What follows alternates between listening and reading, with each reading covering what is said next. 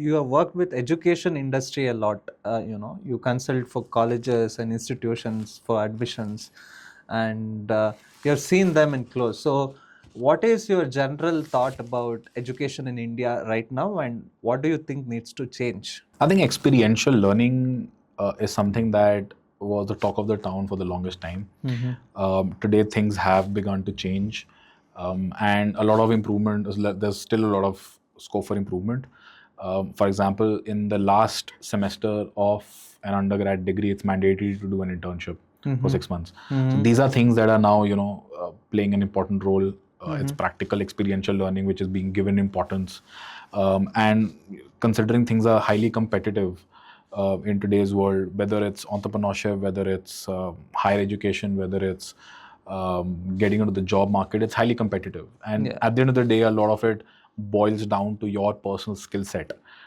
And that skill set is based on the amount of experience and the exposure that you have. Right. So in order to give that exposure and provide that environment for skill set development, colleges and universities have started moving towards experiential learning. But there's, like I said, there's a lot of scope for improvement where, in my opinion, there should be like a mandatory, at least 10 to 12 months of practical learning, which is through industry integration, internships, live projects. It's still not enough. So I think that's again one space which is being taken. It's getting a lot of attention and eyeballs, but a long way to go for sure. Things have changed. Entrepreneurship has become the talk of the town. Startups has become cool. People want to be known as a founder. So I think we've normalized the fact that you can do your own business, and students as young as 16, 17 are now talking about those things which back in the day I never used to hear about. Entrepreneurship was just a very fancy word for people who have deep pockets and want to do some really fancy stuff. But today it's become extremely basic in its own way. So there's something called agri-tech. People in tier 1 cities would not want to go wander around some farmland trying to see what kind of manure is helping farmers grow their crops. But today people from tier 1 cities are now talking about it because there's something called an agri-tech vertical in the startups phase. So I think it's become cool, it's become normal, it's become something that even parents and the new gen parents are now taking are considering as a career option. They're okay with that 1 year, 2 year buffer time to give it a shot. So things have changed overall. Entrepreneurship is now also taught as an elective subject, which earlier it wasn't. It's become normal. Even in schools, it's become an elective subject in class 11 and 12. So I think these are things that have changed, and over a period of time, it will continue to change.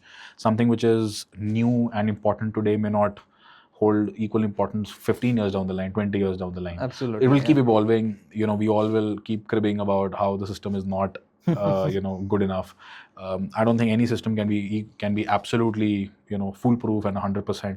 Otherwise, how long would it take for a system to be 100%? So I think it evolves. People's needs, people's perspectives to career also keep on changing. Market dictates a lot of things. So I think it's an evolving game. But as on date, I'm pretty happy with what things are looking like today. Right. And we are sitting in Bangalore. Every coffee shop you find at least 4 early stage founders pitching to an investor. True, that's absolutely true. I've seen it with my own eyes. I was in Third Wave Coffee, I think it was Indiranagar, and this was on my last trip when I came here. And I was there to, in fact, meet a couple of friends who were coming from some part of Bangalore, and it took them like a long time. So I was just having my cup of coffee because I was quite bored at that time.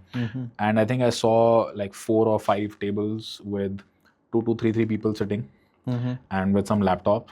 And some guy is an investor, somebody is a startup founder, somebody is a VC guy, somebody is an angel investor, and they're having these kinds of meetings. So I think it's pretty cool to see that. It also pushes you to to not give up, to keep striving harder. And it's a good culture to have overall.